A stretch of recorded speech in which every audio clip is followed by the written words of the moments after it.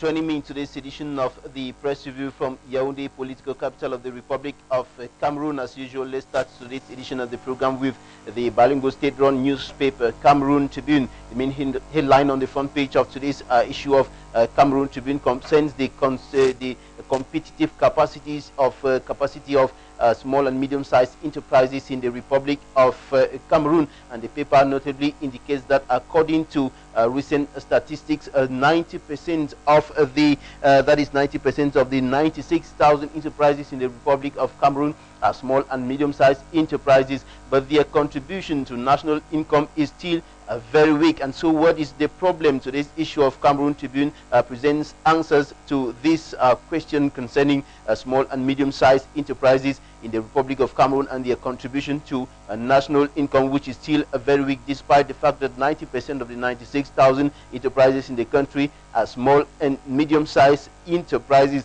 You have details in this issue of Cameroon Tribune.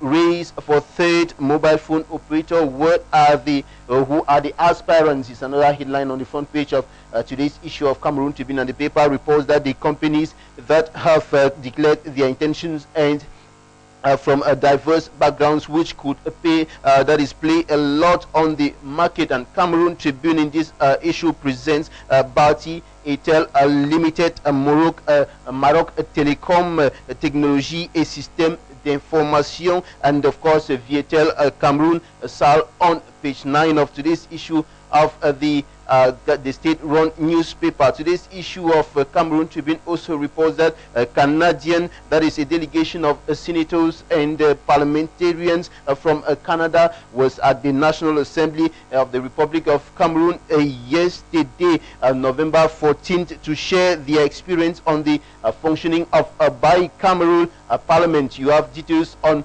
page 3 of today's issue of the bilingual daily state-run newspaper. We now take a look at the front page of Chronicle. Why Beer to put up Senate in November or January 2013 is the main headline on the front page of today's issue of Chronicle newspaper. And the paper notably talks about why the President of the Republic of Cameroon, His Excellency Paul Biya, will put up the Senate in January 2013. The paper indicates in this respect that the ongoing November session of Parliament may be the last for members of Parliament to attend.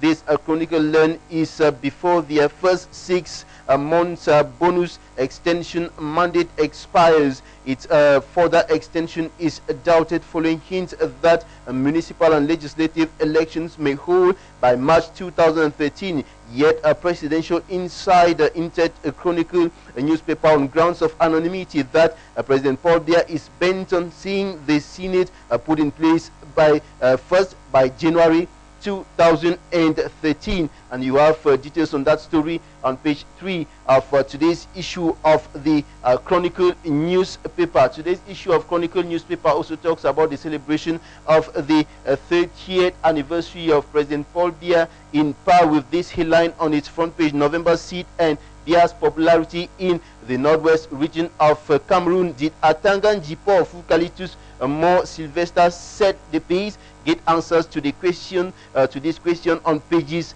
4, 5, and 9 of today's issue of the Chronicle newspaper. Let's continue with the Timescape journal. Paul Biya in Boye this December is the main headline on the front page of today's issue of the Timescape journal.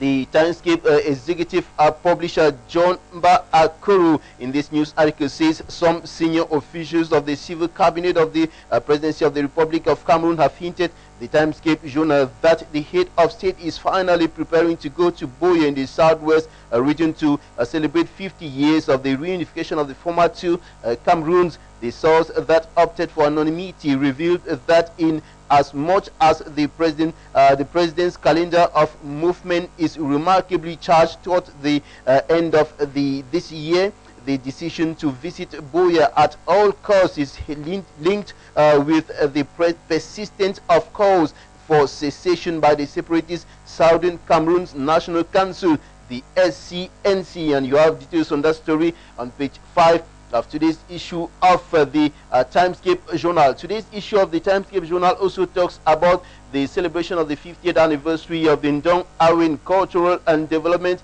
Association, NAGDA. Barrister Tumfo Nico Hale is the chairman of the organizing committee of the Golden Jubilee of the Ndong Awin Cultural and Development Association, NAGDA, in the build up to that event, which comes up on November 17, 2012. The one-time president of NAGDA recalls some of the great and low moments of the association that has made in mark in terms of self-reliant development in Cameroon. He exchanged with the Timescape magazine's John Ba Akoro, during which he said NAGDA shall make Awin an ultra-modern environment in 10 years.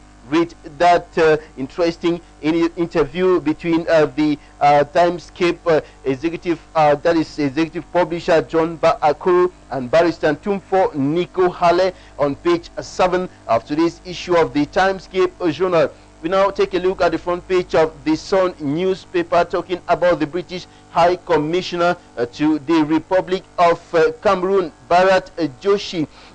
The paper reports that the British High Commissioner to Cameroon, His Excellency Bharat Joshi, has said elections Cameroon has earned trust and credibility from the international community following its organization of the last presidential election. However, Bharat Joshi states that the question now is what role Elekam should be playing in the future elections. The High Commissioner was speaking in an exclusive interview with the Sun's acting editor Tarian Enobike Tabe in Limbe. He also talked on other issues including democracy in Cameroon, homosexuality, Cameroon's judiciary, and the United Kingdom's investment in the Cameroon. You have details on page 4 for today's issue of the Sun newspaper. The Sun newspaper also carries a story on the Social Democratic Front, the main opposition political party in the Republic of Cameroon. The SDF not for alliance before electoral code, that is electoral code reform.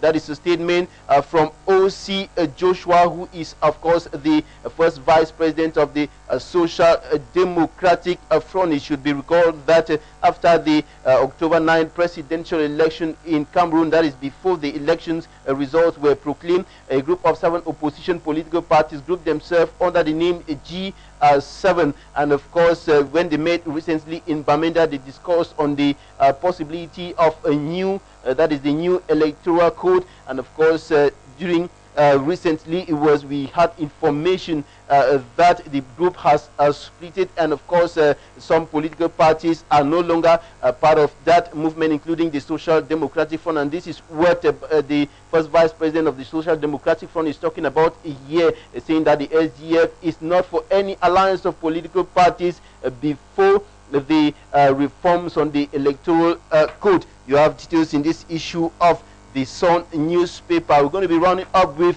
the Median newspaper, which reports that Cameroonians have been ranked among the top 10 asylum seekers in the world. That is the main headline on the front page of today's issue of the Median newspaper, talking there about political persecution or economic migration, indicating that Cameroonians have been ranked among the top 10 asylum seekers. Meanwhile, they have also been placed among basket cases like Afghanistan, Iran, and Zimbabwe. And meantime, the European Union immigration has evoked unstable and hostile home countries, according to the Median newspaper. You have the details on page 4 of today's issue of the Median newspaper, which also talks about Anglophone intellectuals in the Republic of Cameroon. And the paper notably indicates that Anglophone intellectuals are lost in the crowd as far as public discourse and debates